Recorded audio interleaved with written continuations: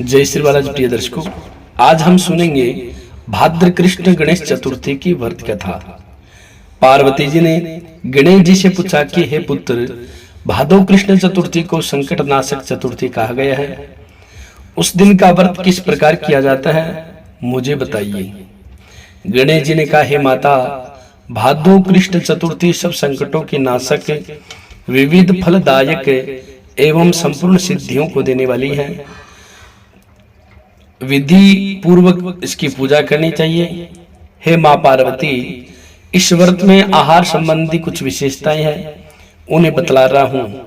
श्री कृष्ण जी कहते हैं कि हे युधिष्ठिर, पुत्र की ऐसी बात सुनकर मां पार्वती जी ने उनसे पूछा कि आहार एवं पूजन में क्या विशेषता है, उसे कहिए। गणेश जी ने कहा कि गुरु द्वारा वर्णित प्रणाली से इस दिन भक्ति भाव से पूजन करें। 12 महीनों में अलग अलग नामों से गणेश जी की पूजा करनी चाहिए। विनायक, एकदंत, कृष्ण पिंग, गजानन, लंबोदर, भालचंदन, हेरम, विकट, वक्रतुंड, आखुरत, विघ्नराज और गणाधिप, इन 12 नामों से व्रती को गणेश जी की पूजा करनी चाहिए। अलग अलग महीने में क्रमशः एक एक नामों से पूजा करें। चतुर्थी के दिन प्रातः नित्य कर्म से निवृत्त होकर व्रत का संकल्प करें। तत्पश्चात रात्रि में पूजन और कथा श्रवण करें। पूर्व काल में नल नामक एक पुण्यात्मा और यशस्वी राजा हुए थे। उनकी रूपशालिनी रानी दमयंती नाम से प्रसिद्ध थी। एक बार उन्हें श्राप ग्रस्त होकर राज्यच्युत होना पड़ा और रानी के वियोग में कष्ट सहना पड़ा। तब उनकी रानी दमयंती ने इस सर्वोत्तम व्रत को किया। पार्वती जी ने पूछा कि हे पुत्र, दमयंती ने किस विधि से इस व्रत को किया और किस प्रकार व्रत के प्रभाव से 3 महीने के अंदर ही उन्हें अपने पति से मिलने को संयोग प्राप्त हुआ, इन सब बातों को आप बतलाइए। श्री कृष्ण जी ने कहा, हे युधिष्ठिर, पार्वती जी की ऐसा पूछने पर बुद्धि के भंडार गणेश जी ने जैसा उत्तर दिया उसे मैं कह रहा हूं, आप सुनिए। श्री गणेश जी ने कहा कि हे माता, राजा नल को बड़ी बड़ी आपदाओं का सामना करना पड़ा। हाथी खाने से, हाथी और गुड़साल से घोड़ों का अपहरण हो गया। डाकुओं ने राजकोष लूट लिया और अग्नि की ज्वालाओं में घिरकर उनका माल भस्मसात हो गया। राज्य को नष्ट करने वाले मंत्री लोगों ने भी साथ छोड़ दिया। राजा जुए में सर्वस्व गंवा बैठे। उनकी राजधानी भी उनके हाथ से निकल गई।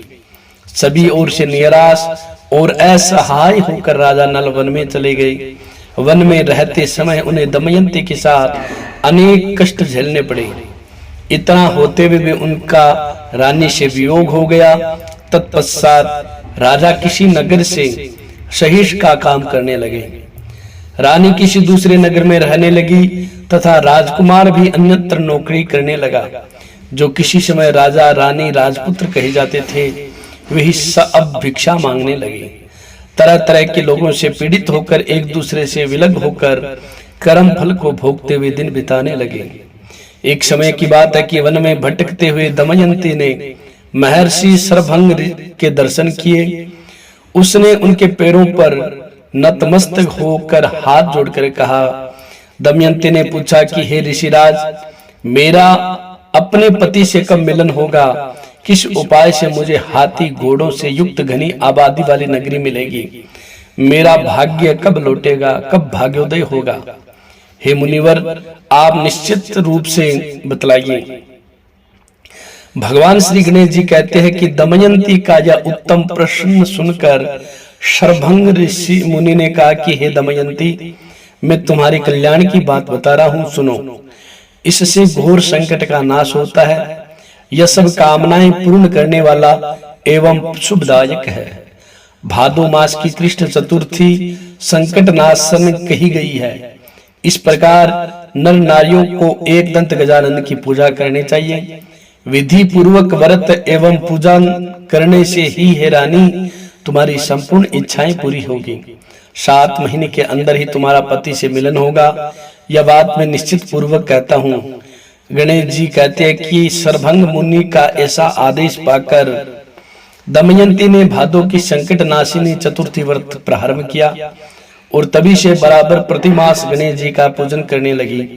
सात ही महीने में हे राजन इस उत्तम व्रत को करने से उसे पति, राज्य, पुत्र और पूर्वकालीन वैभव आदि की प्राप्ति हो गई। श्री कृष्ण जी कहते हैं कि हे पृथा पुत्र युधिष्ठिर, इस प्रकार इस व्रत को करने से आपको भी राज्य की प्राप्ति होगी और आपके सभी शत्रुओं का नाश होगा। यह निश्चित है हे राजन। इस प्रकार मैंने सभी व्रतों में उत्तम व्रत का वर्णन किया है। यह सब कष्टों का नाश करता हुआ आपके भाग्य की वृद्धि करेगा। प्रिय दर्शकों, अगर आप सभी को यह कथा अच्छी लगी हो तो आप इस कथा को ज्यादा से ज्यादा शेयर करें, स्टेटस लगाएं, अपनों को प्रेषित करें। प्रिय दर्शकों, हमारे से जुड़े रहने के लिए हमारे चैनल को जरूर सब्सक्राइब करें।